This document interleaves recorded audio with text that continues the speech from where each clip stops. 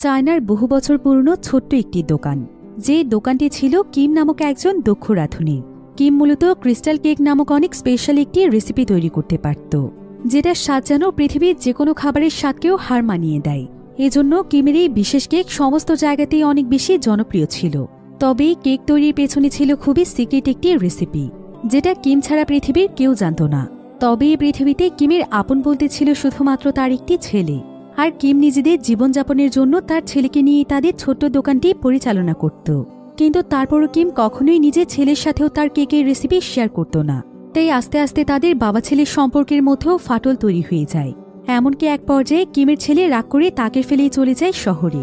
এতে বাবা ছেলের মাঝে তৈরি হয়ে যায় বিশাল বড় এক দূরত্ব। আমরা তো প্রতিনিয়ত অনেক ধরনের রান্নার মুভির গল্প দেখে থাকি, কিন্তু আজকের এই গল্পটি এত বেশি ইমোশনাল যে গল্পটি দেখতে দেখতে কখন যে আপনার চোখে অশ্রু চলে আসবে সেটা আপনি বুঝতেই পারবেন না। তাহলে চলুন ঘুরে আসা যাক জীবনযুদ্ধে হার না মানা একজন রাঁধুনির গল্প থেকে।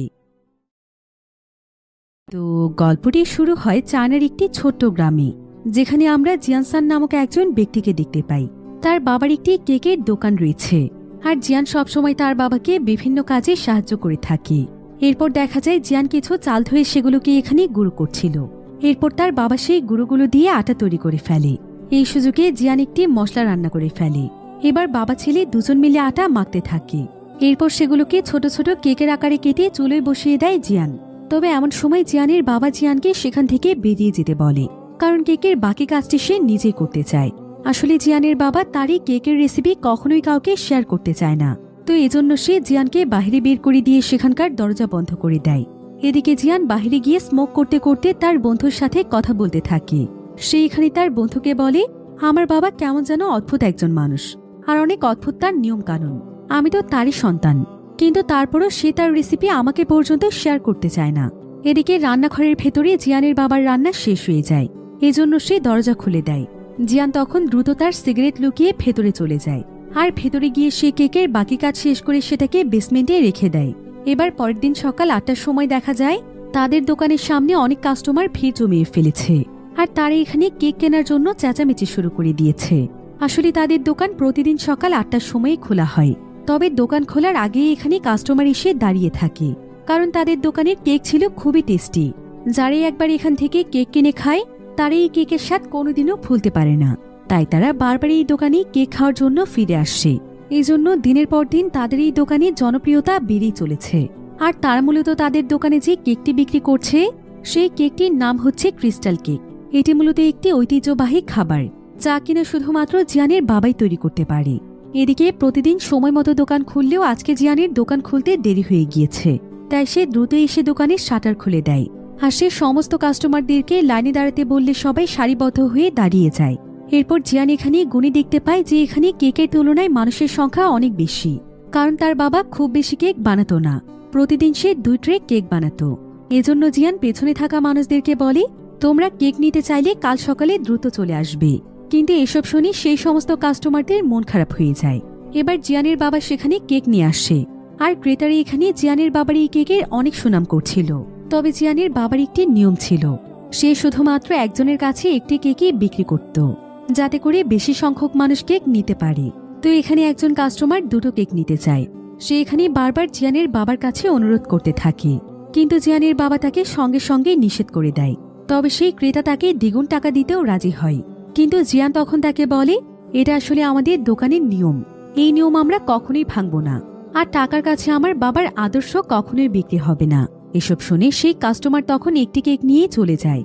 এভাবেই মুহূর্তের মধ্যেই তাদের সমস্ত কেক বিক্রি হয়ে যায়।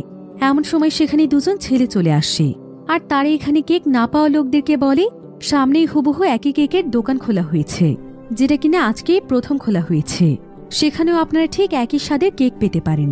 লোকগুলো তখন ছেলেগুলোর কথায় সেখানে চলে যায়। আর জিয়ান এটা দেখে তার বাবাকে জিজ্ঞাসা করে, এটা কি হলো বাবা? যদি সত্যিই নতুন আরেকটি দোকান হয় তাহলে তো আমাদের বিজনেসে লস হয়ে যাবে, তখন কেউ যদি আমাদের কাছ থেকে কেক না কিনতে আসে। কিন্তু এসব কথা শুনে তার বাবা চুপচাপ থাকে, সে একটি কথাও বলে না। জিয়ানের এতে ভীষণ রাগ হয়। জিয়ান আসলে তার বাবার এই ধরনের স্বভাবগুলো একদমই পছন্দ করে না। এবার পরের দৃশ্যে দেখা যায় জিয়ান তার যে বন্ধুর সাথে সেদিন মোবাইলে কথা বলছিল সে তার সেই বন্ধুকে নিয়ে সেই নতুন কেকের দোকানে চলে যায়। জিয়ান আসলে দেখতে চাইছিল দোকানটি কেমন হয়েছে আর সেখানকার কেকগুলোই বা কেমন। জিয়ান এবং তার বন্ধু সেখানে তাদের বানানো কেকও নিয়ে যায়। আর এখন তারা যে নতুন দোকানটিতে এসেছে এটা মূলত জিয়ানের বাবার চাচাতো ভাইয়ের দোকান। তো এখানে এসে জিয়ান এবং তার বন্ধু দেখতে পায় যে তারাও এখানে ঠিক জিয়ানের বাবার মতোই ক্রিস্টাল কেক বানিয়ে বিক্রি করার চেষ্টা করছে, কিন্তু তাদের কেকের মধ্যে সেই আসল স্বাদ ছিল না যেটা জিয়ানের বাবার কেকের মধ্যে রয়েছে। এখানে জিয়ানের চাচা জিয়ানকে রাগানোর জন্য বলে, তুমি নিশ্চয়ই এখানে আমার তৈরি কেকের স্বাদের বিচার করতে এসেছো তাই না? কিন্তু তুমি এই কেকের মূল্য কি বুঝবে? তুমি এতগুলো বছর ধরে তোমার বাবার সাথে কাজ করছো, অথচ আজ পর্যন্ত তুমি নিজেই এই কেক পারফেক্ট ভাবে তৈরি করতে পারো না, আর এখন এসেছো আমার কাজের উপর বিচার করতে তাই না? একথা শুনে যদিও জিয়ানের ভীষণ রাগ হচ্ছিল, কিন্তু সে এখানে কিছুই বলে না। অন্যদিকে আমরা জিয়ানের বাবাকে দেখতে পাই। জিয়ানের বাবার নাম ছিল মিস্টার কিম। তো কিম এখানে একটি নৌকাতে করে কোনো এক জায়গার উদ্দেশ্যে যাচ্ছিল। সে একটি নদী পার করে একটি জঙ্গলের ভেতরে চলে যায়। অন্যদিকে জিয়ান তার বন্ধুর সাথে পাহাড়ের চূড়ায় বসে গল্প করছিল। জিয়ানের এই বন্ধুর নাম ছিল জিহুক। তো তারা এখানে জিয়ানের বাবা কিমের পুরাতন দোকান নিয়ে কথা বলছিল। জিহুক এখানে বলে, জানিস বন্ধু, আমার এই গ্রামে থাকতে একদমই ভালো লাগছে না, আমি পুরো পৃথিবীটা ঘুরে দেখতে চাই। এরপর সে জিয়ানকে আরো বলে, আচ্ছা জিয়ান, তোর কি ইচ্ছে করে না যে ছোট জায়গা থেকে বেরিয়ে অনেক বড় কিছু হতে?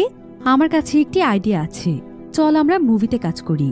আমার চাচাতো ভাই মুভিতে অনেক বড় পদে রয়েছে, তার কাছে গেলেই আমাদের কেরিয়ার অনেক উপরে চলে যাবে। তাই আমরা সেখানে তার সঙ্গে কাজ করতে পারি, এবং এতে টাকাও কিন্তু কম নয়। একবার কেরিয়ার দাঁড়িয়ে গেলে আমরা কোটি কোটি টাকা উপার্জন করতে পারবো। এই কথা শুনে জিয়ানের মনেও এক বড় স্বপ্ন তৈরি হয়ে যায়। এবার পরের দিন কিম কেক তৈরি করছিল। এমন সময় জিয়ান সেখানে যায়। কিম তখন তাকে সেখান থেকে দ্রুত বেরিয়ে যেতে বলে। জিয়ানও তখন বেরিয়ে যাচ্ছিল, কিন্তু ঠিক তখনই সে চুলো থেকে একটি গন্ধ অনুভব করে। তাই সেটা সে দেখতে গেলে তার বাবা তাকে আটকায় এবং তাকে বলে, আমি না তোকে বেরিয়ে যেতে বলেছি?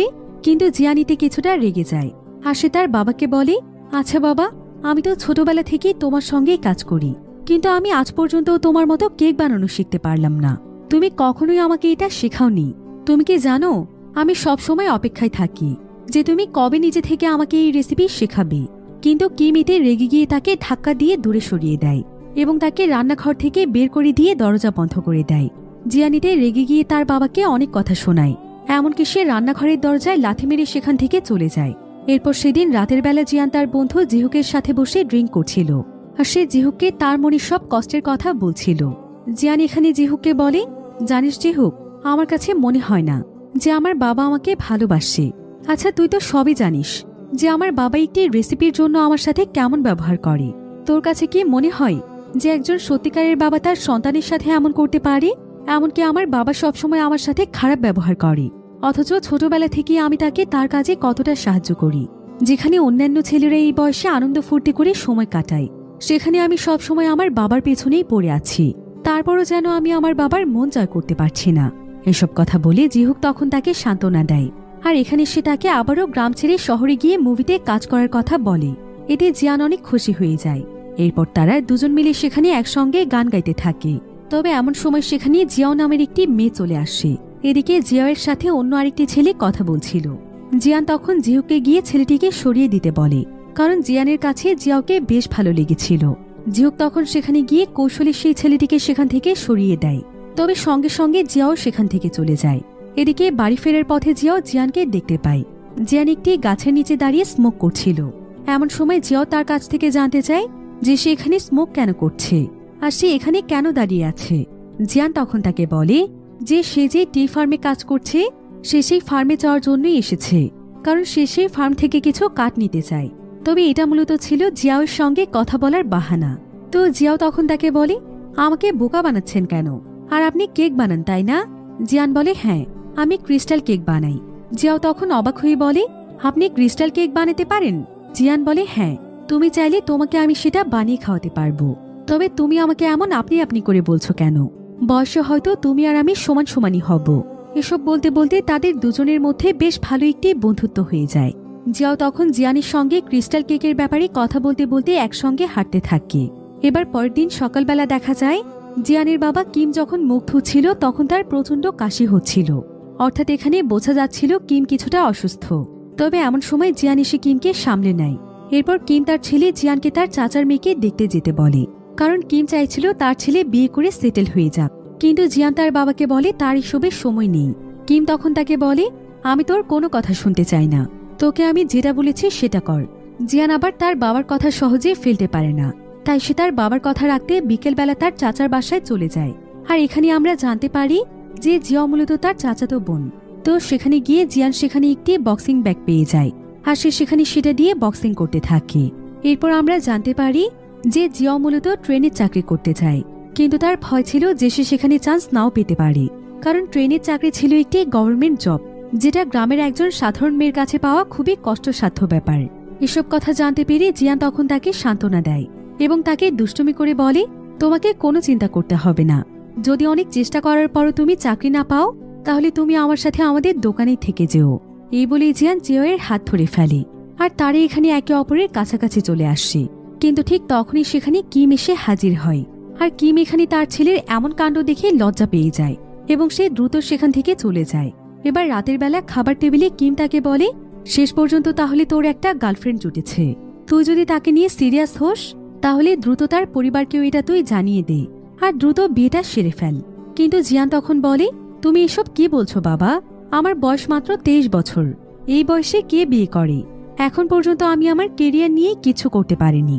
কিন্তু কিম তখন তাকে বলে, তুই বিয়ে করে যখন তোর একটি বাচ্চা হবে তখন আমার এই দোকান আমি তোকে দিয়ে দেব, তাই তোর কেরিয়ার নিয়ে কোনো চিন্তা করতে হবে না। জিয়ান তখন তাকে বলে, আমি তো আজ পর্যন্ত তোমার মতো কেকই বানাতে পারলাম না, তাহলে তুমি কি একবার ভেবে দেখেছ যে আমি দোকান কিভাবে সামলাবো? ছেলের কথা শুনে কিম তখন আর কিছুই বলে না। এবার পরের দিন সকালবেলা জিয়া চাকরির জন্য রেলওয়ের উদ্দেশ্যে রওনা হয়, আর জিয়ান তাকে বাইকে করে নিয়ে যাচ্ছিল। তবে মাঝপথে জিয়ানের চাচাতো ভাইয়েরা তার পথ আটকে দেয়। জিয়ান তখন বাইক থামিয়ে সেখানে দাঁড়ায়। এরপর ছেলে দুটো তাদের কাছে এসে তাদেরকে বাজে কথা বলতে থাকে। তবে জিয়ান জানতে চায় তাদের কি প্রয়োজন। ছেলে দুটো তখন বলে তারা জিয়ানের সাথে কথা বলতে চায়। জিয়ানও তখন তাদের কথায় রাজি হয়ে যায়।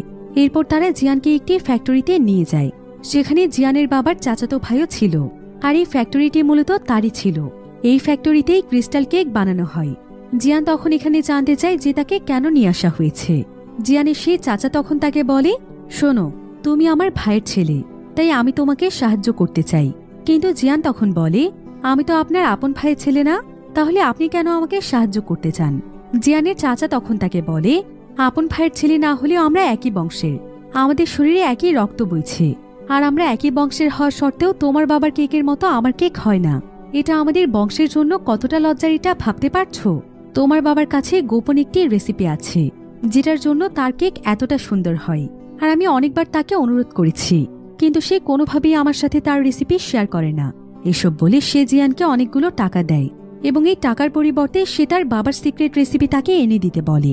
এমনকি সে তাকে আরও লোভ দেখায় যে সে তাকে অনেক বড় একটি রেস্টুরেন্ট তৈরি করে দিয়ে তার ভবিষ্যৎ দাঁড় করিয়ে দেবে।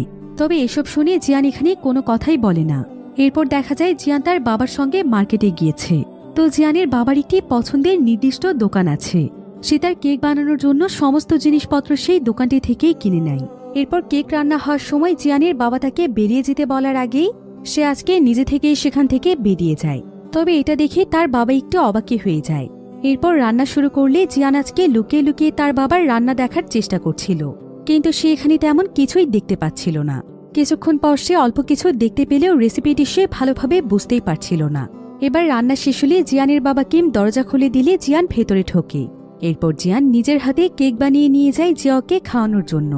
জিয়াও তার হাতের কেক খেয়ে অনেক প্রশংসা করে, কিন্তু জিয়ান যখন তার নিজের বানানো কেক মুখে দেয় তখন সে নিজে অনেক বিরক্ত হয়ে যায় এবং বলে, আমার এই কেক তো আমার বাবার ধারের কাছেও যায়নি, এটা কি কোনো কেক হলো? কিন্তু জিয়াও মুচকি হেসে বলে, কি বলছো, তোমার কেকও খুবই ভালো হয়েছে।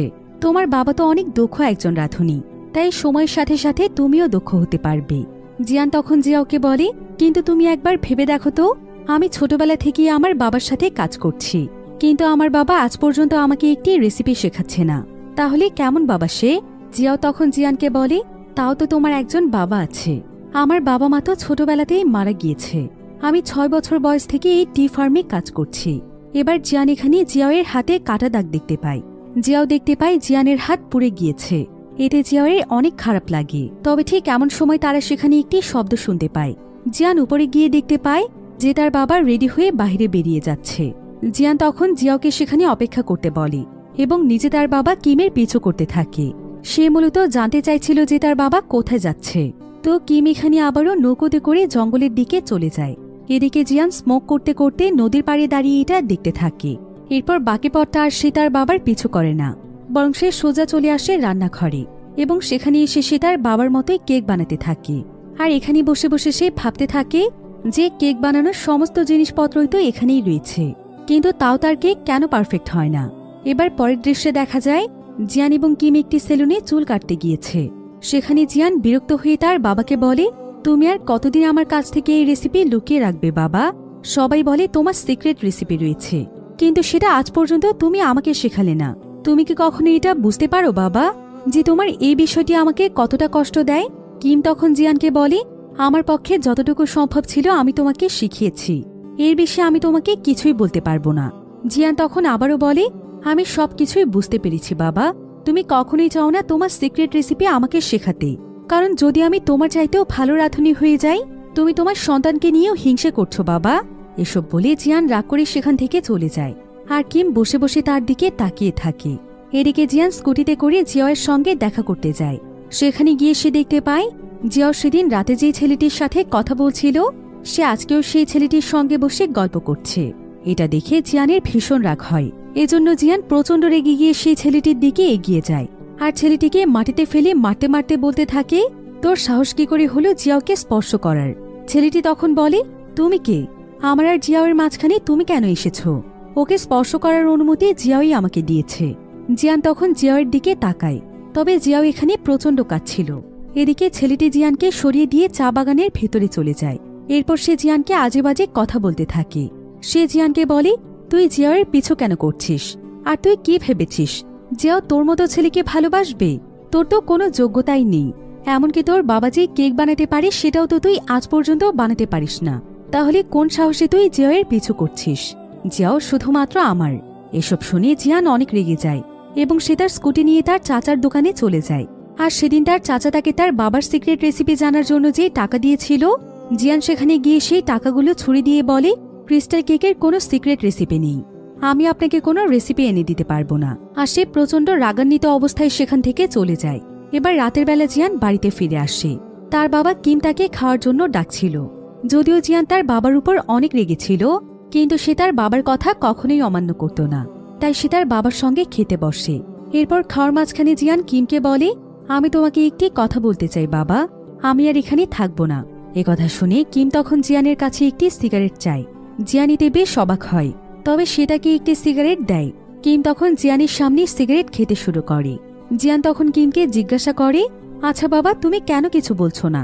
কিম তখন সিগারেটের ধোঁয়া দেখিয়ে বলে, এই ধোঁয়া যেখানে ইচ্ছে সেখানেই চলে যায়, কোথাও যাওয়ার জন্য কারো কাছ থেকে তার অনুমতি নিতে হয় না। আর তুই তো একটা মানুষ, তাই তোর যা ইচ্ছে তাই করতে পারিস। এরপর কিম তার পূর্বপুরুষদের ছবি দেখিয়ে বলে, এখানকার কেউই তার নাতিকে দেখতে পারেনি, বরং তারা খুবই কম বয়সে দুনিয়া ছেড়ে চলে গিয়েছে। তবে আমার একটি স্বপ্ন আছে, আমি আমার নাতি নাতনিকে দেখতে চাই, তারপর আমি দুনিয়া থেকে বিদায় নিতে চাই। জিয়ান তখন তার বাবাকে বলে, বাবা আমি হয়তো তোমাকে অনেক কষ্ট দিয়েছি, আর আমি আমার জীবনে এমন কিছু করতে পারিনি যেটা নিয়ে তুমি গর্ববোধ করবে, তাই অনেক সময় আমার নিজেকে নিয়ে নিজের অনেক লজ্জাবোধ হয়।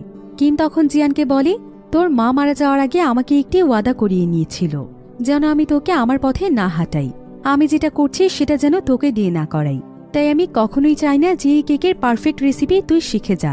জিয়ান তখন তার বাবাকে বলে, তুমি একদম ঠিক বলেছ বাবা, আমি কখনোই তোমার পথে হাঁটব না, আমি আমার নিজের যোগ্যতায় নিজের জন্য কিছু করব। এবার পরের দিন সকালবেলা দেখা যায় জিয়ান তার বাবাকে ছেড়ে শহরে যাওয়ার উদ্দেশ্যে রওনা হয়। সে আসলে তার বন্ধু জিহুকের সঙ্গে শহরে যাওয়ার জন্য রওনা হয়েছে। তবে বাসের কাছে আসার পর তার বন্ধু জিহুক তাকে কল দিয়ে বলে যে তার মা তাকে কোনোভাবেই যেতে দিচ্ছে না, সে চলে গেলে নাকি তার মা বিষ খেয়ে মারা যাবে। এজন্য জিহুক জিয়ানকে একাই চলে যেতে বলে। এদিকে জিয়ানের কাছেও কোনো উপায় না থাকায় সে জিহুককে রেখেই চলে যায়। এবার আমরা একটি সিনেমার শুটিং দেখতে পাই। জিয়ান সোজা সেখানে চলে যায়। জিয়ান তখন সেখানে গিয়ে হান নামক একজন ব্যক্তির সাথে দেখা করে, কারণ এই হানি ছিল তার বন্ধু জিহুকের পরিচিত ব্যক্তি। তো হান এখানে জিয়ানকে সমস্ত কাজগুলো বুঝিয়ে দেয়। হান তাকে সোয়ান নামক একজনের সঙ্গে পরিচয় করিয়ে দেয়, সেও তার মতোই এখানে কাজ করার জন্য এসেছিল। তারা মূলত একটি টিম। তো সোয়ান এখানে জিয়ানকে বলে, হান সবসময় ব্যস্ত থাকে, তাই যদি তোমার কোনো কিছুর প্রয়োজন হয় তাহলে তুমি নিশ্চিন্তে আমাকে বলতে পারো। অন্যদিকে কিম আজকে রান্নাঘরে একা একাই কাজ করছিল। তার ছেলে জিয়ান আজ প্রথমবারের মতো তার কাছ থেকে এতটা দূরে রয়েছে, তাই তার খুবই কষ্ট হচ্ছিল। জিয়ানের কথা তার বারবার মনে পড়ছিল, কিন্তু জীবনের তাগিদে সে তার নিজের কাজ চালিয়ে যাচ্ছিল। এদিকে পরের দিন থেকে জিয়ানের কাজ শুরু হয়ে যায়, কিন্তু প্রথম দিনের কাজে সে অনেক উল্টোপাল্টা করতে থাকে। তবে হান কোনো মতে সেগুলো সামলে নিতে থাকে। জিয়ান যেহেতু এই সমস্ত কাজে নতুন ছিল, তাই তার কাজগুলো বুঝতে বেশ সমস্যা হচ্ছিল। এরপর মুভির একটি সিনে ৮টা বেলার দৃশ্য ছিল, কিন্তু মুভির যেই মেইন লিড ছিল সে এখানে দৃশ্যটি পারফেক্টভাবে করতে পারছিল না। জিয়ান তখন সেখানে বলে যে সে এটা পারফেক্টভাবে করতে পারবে, তাই তখন তাকে দিয়ে সেই দৃশ্যটি শুট করা হয়। তবে সারাদিন কাজ করে জিয়ান এবং তার টিমের সবাই অনেক ক্লান্ত ছিল, তাই জিয়ান, হান এবং সোয়ান চলে যায় মাসাজ নেয়ার জন্য। সেখানে গিয়ে তারা অনেক মজা করতে থাকে। আসলে খুবই অল্প সময়ের মধ্যে তারা তিনজন অনেক ভালো বন্ধু হয়ে উঠেছিল। এদিকে মাসাজ নিতে গিয়ে হান একদম অসুস্থ হয়ে পড়ে, ফলে পরের দিন জিয়ান এবং সোয়ানকে মুভির ডিরেক্টর কাজ থেকে বের করে দেয়। জিয়ান তাকে অনেক বোঝানোর চেষ্টা করে এবং বলে হানকে ছাড়াও আমরা কাজ করতে পারবো, আমাদের ভেতরে সেই ট্যালেন্ট রয়েছে, আপনি একবার আমাদেরকে সুযোগ দিয়ে দেখুন। আমরা ইতোমধ্যে প্রায় ৬ মাসের মতো কাজ করে ফেলেছি, কিন্তু ডিরেক্টর তখন বলে আমরা নতুন লোক পেয়ে গিয়েছি, তাই তোমাদেরকে চাইলেও কাজে রাখতে পারবো না। এমন সময় সেখানে সেই নতুন লোক চলে আসে।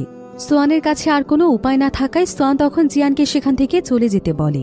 সেই সাথে সে তাকে আরও বলে আমি লুয়ের টিমের সাথে কথা বলবো, যদি সেখানে কোনো কাজের ব্যবস্থা হয় তাহলে তোমাকে অবশ্যই জানাবো। এই বলে সে সেখান থেকে চলে যায়। রাতের বেলা জিয়ান একদম নিঃস্ব অবস্থায় ব্রিজের উপর দাঁড়িয়ে থাকে। তার কাছে এখন আর কোনো কাজ ছিল না ফিরে যাওয়ার মতো কোনো রাস্তা, কারণ সে অনেক আশা নিয়ে এখানে এসেছে, কিন্তু তার স্বপ্ন তো ভেঙে চুরে তছনছ হয়ে গিয়েছে। এবার একদিন জিয়ান একটি রেস্টুরেন্টে যায় খাবার খাওয়ার জন্য। সেখানে গিয়ে সে টিভিতে সেই সিনেমাটি দেখতে পায় যেটাতে সে কাজ করেছিল।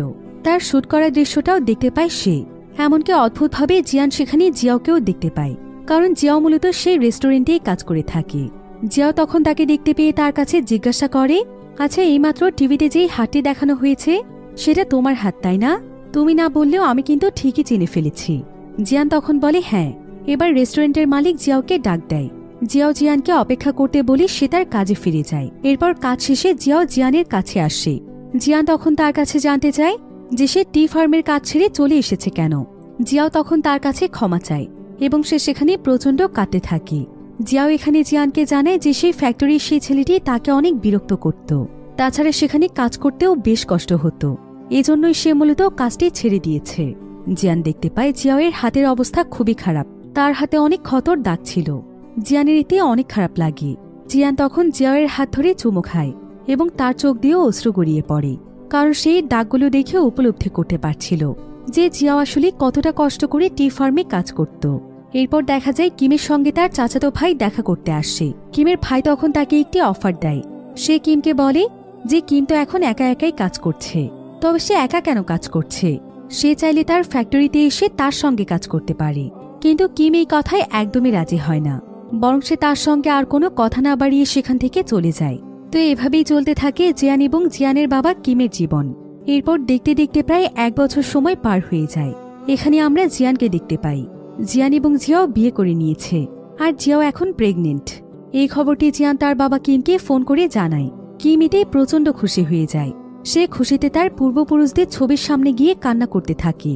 তবে তার এই কান্নার পেছনেও রয়েছে অনেক হৃদয় বিদারক ঘটনা, যেটা আমরা সামনে জানতে পারব। তো কিম তার নাতি নাতনি আসার খুশিতে পার্টির আয়োজন করে। এদিকে জিয়ান একটি মুভি ডিরেক্টর টিমে কাজ পায়, এতে সে প্রচণ্ড খুশি হয়ে যায়। এবার একদিন যখন সে কাজে ছিল তখন সে জানতে পারে যে সে বাবা হয়েছে, তার একটি মেয়ে সন্তান হয়েছে। এটা শুনে যেন জিয়ানের খুশির কোনো সীমা থাকে না। জিয়ানের বাবা কিমও এতে যেন খুশিতে একদম আত্মহারা হয়ে যায়। সে দ্রুত তার নাতনিকে দেখতে আসে, আর পরম যত্নে সে তার নাতনিকে কোলে তুলে নিয়ে অনেক আদর করছিল। এতে যেন জিয়াওয়েরও খুশির কোনো সীমা থাকে না। এদিকে জিয়াও এখানে তার মেয়েকে বেলা বেলা বলে ডাকছিল। কিম তখন তাকে বলে তুমি ওকে কি বলে ডাকছ? জিয়াও তখন বলে আমি আর আপনার ছেলে ওর নাম রেখেছি বেলালু। কিন্তু কিম তখন তাকে একটি খাম দেয় এবং বলে যে ওর নাম হবে ইয়েনিয়ান। এরপর সে আবারও তার নাতনির সাথে খেলা শুরু করে দেয়। তবে জিয়াও এই বিষয়টির কিছুই বুঝতে পারে না। তবে সে তার মেয়ের নাম ইয়েনিয়ান রাখারই সিদ্ধান্ত নেয়। সে তাকে ইয়েন বলেই ডাকতে থাকে। এবার সেদিন রাতের বেলাও কিম ইয়েনের সাথে খেলা করছিল।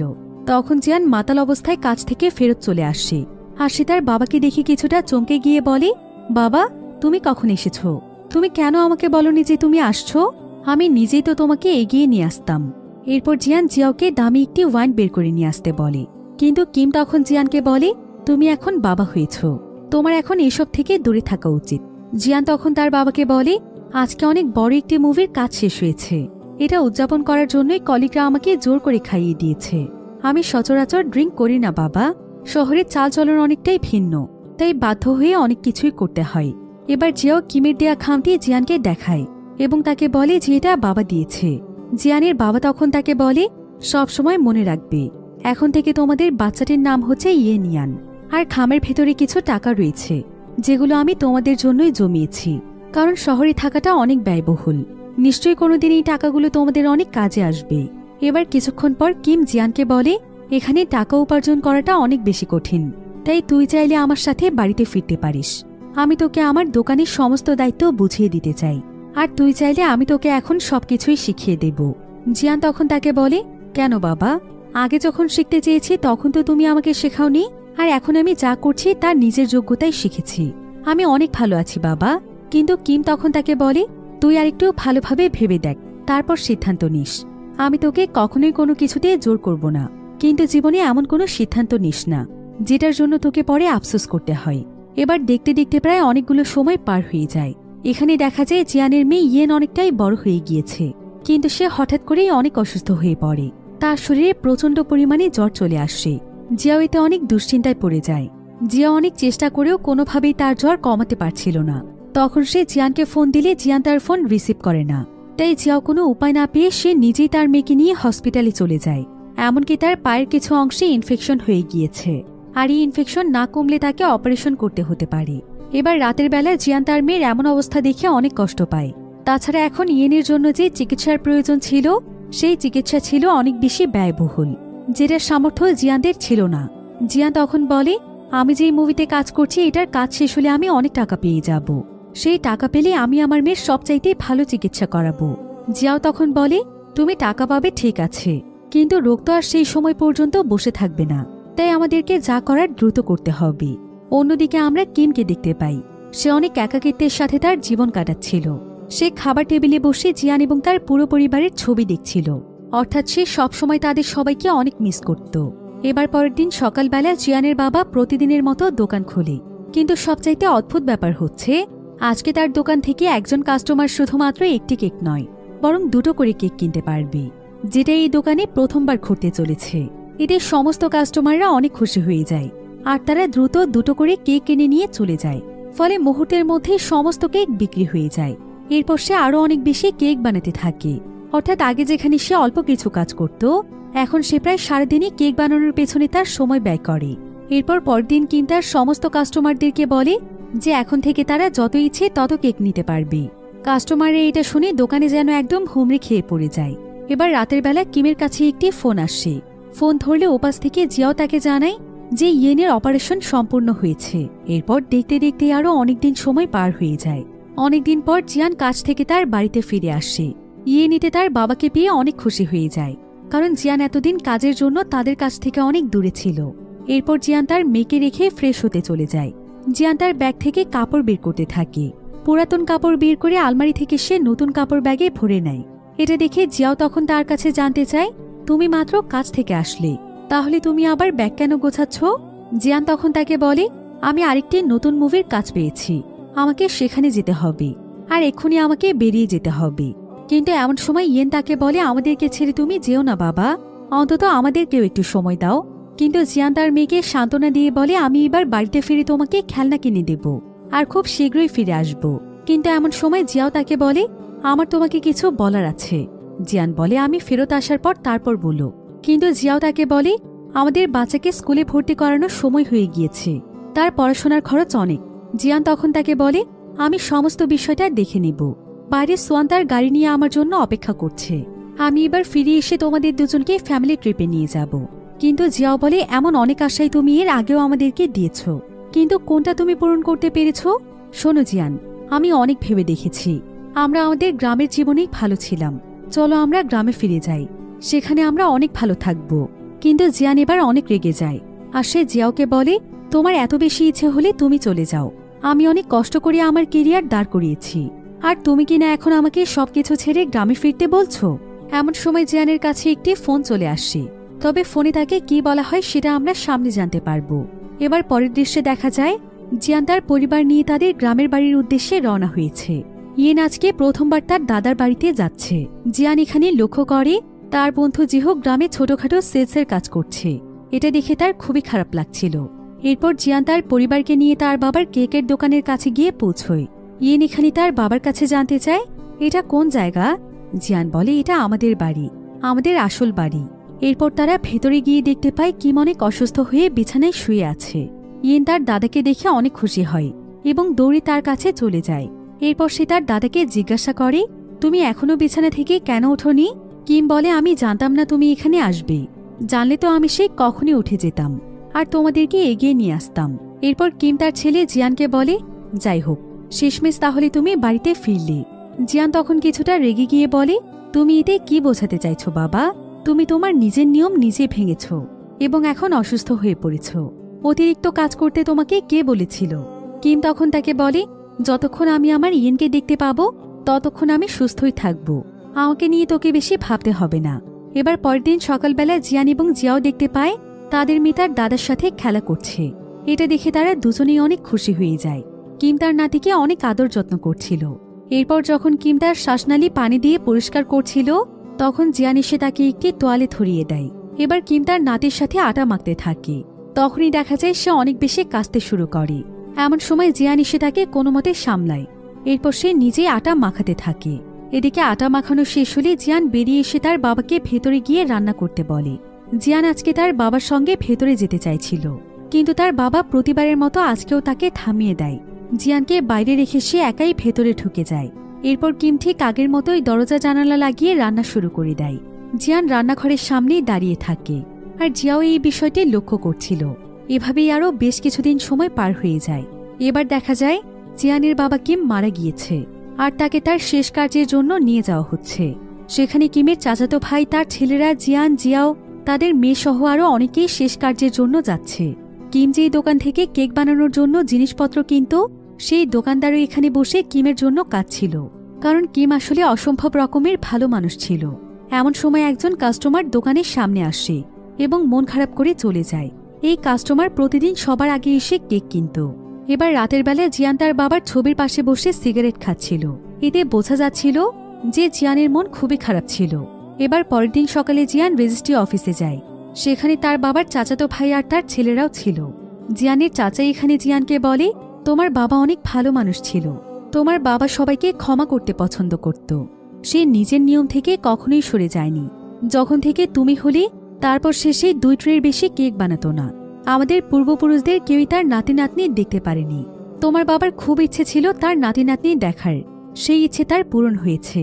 এজন্য হয়তো সে শান্তিতেই মারা গিয়েছে। এরপর সে তাদের বংশের খাতায় ইয়েনের নাম দেখতে পায়। এটা দেখে জিয়ানের চাচা অনেক অবাক হয়ে যায় এবং বলে যে এই খাতায় তো কোনো মেয়ের নাম থাকতে পারে না। এখন পর্যন্ত বংশের খাতায় এই প্রথম কোনো মেয়ের নাম উঠেছে। জিয়ানও এখানে তার মেয়ের নাম দেখতে পেয়ে অনেক অবাক হয়ে যায়। সেখানে ইয়েনের নাম ছিল একটি বইয়ের অংশ কেটে লাগানো অবস্থায়। তো জিয়ান তখন সেই বইটি নিয়ে বাড়িতে চলে যায়। সেখানে গিয়ে সে তার বাবার টেবিলে ড্রয়ার খুঁজতে থাকে। এরপর সে সেখানে তার বাবার সেই সিক্রেট রেসিপি একটি কাগজের মধ্যে লেখা দেখতে পায়। সেখানে আবার একটি অংশ কাটা ছিল, সেই অংশটাতেই তার মেয়ের নাম লেখা ছিল, যেটা মূলত তাদের বংশের খাতায় লাগানো হয়েছে। জিয়ান তখন সেই সবকিছু মিলিয়ে দেখে আর সবকিছু জানতে পেরে সে একদম স্তব্ধ হয়ে যায়। আর এখানে আমরা পুরো ঘটনাটিকে বুঝতে পারি। জিয়ান এখানে তার বাবার লেখা প্রায় 3টে ডায়েরি খুঁজে পায়। সে তখন ডায়েরিতে থাকা লেখাগুলো পড়তে শুরু করে। সেখানে লেখা ছিল 1985 সাল, আজ আমার ছেলে জন্মগ্রহণ করেছে। এরপর সে এখানে কেক বানানোর রেসিপি লিখেছিল। সে এখানে লিখেছে, কেক বানাতে সবচেয়ে গুরুত্বপূর্ণ জিনিস হলো ইয়েনিয়ান কাঠের ধোঁয়া। এটার ধোঁয়ার জন্যই কেক এতটা সুস্বাদু হয়। আমি প্রতিদিন রান্না করার সময় চুলোর কাছে বসে এই ধোঁয়া নিজেই ভেতরে দিই। এটা আমার কাছে অনেকটাই নেশার মতো হয়ে গিয়েছে। আর কেক বানাতে হলে ধোঁয়া নিজের শরীরের ভেতরে যাবে। তবে এই ধোঁয়া নিয়ে যে কারোর জন্যই ক্ষতিকর। এটা ফুসফুসের মারাত্মক ক্ষতি করে। কিন্তু বংশের ধারা বজায় রাখার জন্য আমাকে এটা করতে হতো। আমাকে প্রতিদিনই কেক বানাতে হতো। আর আমি এটাও জানি যে আমার ছেলে যখন বড় হবে তাকেও আমার মতো এই কাজটি করতে হবে। সেও আমার মতো এই ধোয়া গ্রহণ করে দ্রুত মারা যাবে, ঠিক যেভাবে আমাদের পূর্বপুরুষরা মারা গিয়েছিল। আর এখানে আমরা বুঝতে পারি যে মূলত এ কারণে কিম আসলে তার নাতি নাতনির মুখ দেখে মরতে চাইছিল। আর সে প্রতিদিন শুধুমাত্র 2 ট্রে কেক এ কারণেই বানাত, যাতে করে সে একটু বেশি দিন বাঁচতে পারে। ডায়েরিতে কিম আরও লিখেছিল, আমি আমার নাতি নাতনিদের দেখতে চাই। আমি অনেকদিন বেঁচে থাকার জন্য একটি কঠিন সিদ্ধান্ত নিই, যার জন্য আমি প্রতিদিন কম কেক বানাতে থাকি। এতে আমার শরীর কিছুটা ভালো থাকত। জিয়ান এবার বুঝতে পারি যে কেন তার বাবা প্রত্যেক ক্রেতাকে একটি করে কেক দিত এবং প্রতিদিন 2 ট্রে কেক বানাত। কিম তার ডায়েরিতে আরও লিখেছে, আমি এখন নতুন একটি রেসিপি খুঁজছি, যে রেসিপি আমার শরীরের কোনো ক্ষতি করবে না। কিন্তু আমি জানি না সেই রেসিপি আমাদের দোকানে চলবে কিনা, কারণ এই দোকানটি হচ্ছে আমাদের বংশের জীবিকা নির্বাহের একমাত্র উপায়। আর যদি আমি এমন কোনো রেসিপি পেয়ে যাই যেটা শরীরের কোনো ক্ষতি করবে না, সেই রেসিপিটি আমি আমার ছেলেকে শিখিয়ে যেতে চাই, যাতে আমার পরিণতির মতো আমার ছেলের পরিণতি না হয়। জিয়ান এবার বুঝতে পারি যে কেন তার বাবার রান্না করার সময় তাকে রান্নাঘর থেকে বের করে দিত। তার বাবা মূলত তার কোনো ক্ষতি চাইছিল না। এরপর জিয়ান ডায়েরির পৃষ্ঠা উল্টিয়ে সেখানে একটি লেখা দেখতে পায়, আজ 19 জুন 1990 সাল। আজকে অনেক বৃষ্টিমুখর একটি দিন।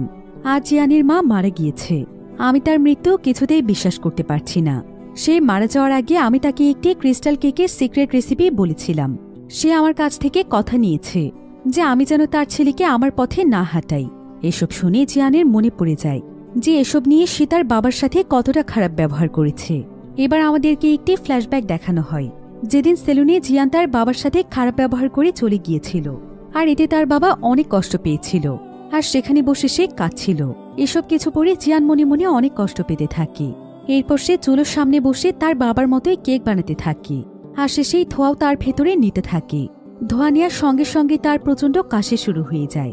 এতে তার ভেতরে যন্ত্রণা যেন আরও অনেক বেড়ে যায়। সবকিছু জানতে পেরে সে অনেক কষ্ট পায়। চুলোর সামনে বসে সে প্রচণ্ড কাঁদতে থাকে। এতদিন পর সে তার নিজের ভুল বুঝতে পেরেছে। সে বুঝতে পেরেছে যে সে বিনা কারণে তার বাবার সাথে কতটা খারাপ ব্যবহার করেছে। এমনকি সে তার বাবার সঙ্গে রাগ করে তাকে একা ফেলে শহরে চলে গিয়েছে। এরপর এসব কিছু মনে করে সবকিছুর জন্য সে তার বাবাকে মন থেকে ধন্যবাদ জানায়। আর সে বুঝতে পারে যে তার বাবা হল পৃথিবীর সবচাইতে শ্রেষ্ঠ একজন বাবা। এবার পরের দিন সকালবেলা সবাই দেখতে পায় জিয়ানদের দোকান খোলা। সবাই এটা দেখে বেশ অবাক হয়ে যায় এবং একে অপরকে বলতে থাকে জিয়ানের বাবা মারা যাওয়া সত্ত্বেও দোকান কেন খোলা রয়েছে। এরপর সেখানে গ্রামের সকল মানুষ চলে আসে। তখন জিয়ান হাতে কেকের ট্রে নিয়ে বের হয়। সবাই তাকে দেখে অনেক খুশি হয়ে যায়। জিয়ান তখন সবার উদ্দেশ্যে বলে, আজকে এই দোকানের শেষ দিন, কারণ আজকের পর থেকে এই দোকান আর খোলা হবে না। জিয়ানের কথা শুনে সবাই অনেক অবাক হয়ে যায়। জিয়ানের বন্ধু জিহুক সবাইকে কেক বিলিয়ে দেয়। এবার জিহুক এখানে কেক খেয়ে চিৎকার করে করে বলে, এটা তো খুবই সুস্বাদু, একদম তোর বাবার মতোই হয়েছে। জিয়ানের হাতের কেক খেয়ে আজকে সবাই অনেক প্রশংসা করছিল, কারণ আজকে তার কেকের স্বাদ ছিল একদম তার বাবার হাতের কেকের মতো। জিয়ানের চাচাও তার হাতের কেক খেয়ে অনেক খুশি হয়ে যায় এবং বলে যে জিয়ানি হচ্ছে তার বংশের আসল বংশধর। এবার পরের দৃশ্যে আমরা দেখতে পাই জিয়ান তার ফ্যামিলির সঙ্গে নৌকায় করে সেই জঙ্গলটির দিকে যাচ্ছে, যেখানে একদিন সে তার বাবাকে যেতে দেখেছিল। জিয়ানের মেয়ে ইয়েন জঙ্গলের ভেতরে ঢুকে অনেক এক্সাইটেড হয়ে যায়। সে তার বাবাকে বলে, বাবা, জঙ্গলটা তো অনেক বড় আর এটা অনেক সুন্দর, তুমি আমাকে কেন এতদিন এখানে নিয়ে আসোনি? জিয়ান তখন ইয়েনকে বলে, এই জায়গাটি অনেক সুন্দর, তাই না মা? ইয়েন বলে, হ্যাঁ। এরপর তারা সবাই মিলে সেই জায়গাটিতে পৌঁছয়, যেখানে জিয়ানের বাবা প্রায় সময় এসে বসে থাকত। তারা সেখানে অনেকগুলো ক্রিস্টাল কেক দেখতে পায়। এমনকি তারা সেখানে ইয়ান গাছও দেখতে পায়। এই জঙ্গলটিতে এই গাছের পরিমাণ ছিল অনেক বেশি। মূলত এই গাছের কাঠ নেওয়ার জন্যই কিম প্রায় সময় এখানে আসত। এবার জিয়ানকে তার বাবার সেই লাঠিটি দেয়, যেটা তার বাবা ব্যবহার করত। জিয়ান লাঠিটি নিয়ে একটি স্তম্ভের উপর রেখে দেয়। এরপর জিয়াওকে বলে, আমি এখানেই থাকতে চাই, আমি আমাদের কেকের ঐতিহ্যকে হারিয়ে যেতে দেব না। কিন্তু জিয়াও তখন তাকে বলে, তবে এতে তো তোমার অনেক ক্ষতি হয়ে যাবে। জিয়ান তখন জিয়াওকে জড়িয়ে ধরে বলে, আমাকে নিয়ে কোনো চিন্তা করো না, আমি অলরেডি এমন একটি সুরক্ষিত ফ্লেভার তৈরি করে ফেলেছি যেটা হুবহু ক্রিস্টাল কেকের মতোই, তাই এখানে আমাদের জীবন বেশ ভালোভাবেই কেটে যাবে। এটা শুনে জিয়াও অনেক খুশি হয়ে যায়। এরপর জিয়ান তার পরিবারকে নিয়ে খুশি মনে বাড়িতে ফিরতে থাকে। আর এমনই একটি সুন্দর এন্ডিংয়ের মাধ্যমে গল্পটি এখানেই শেষ হয়ে যায়।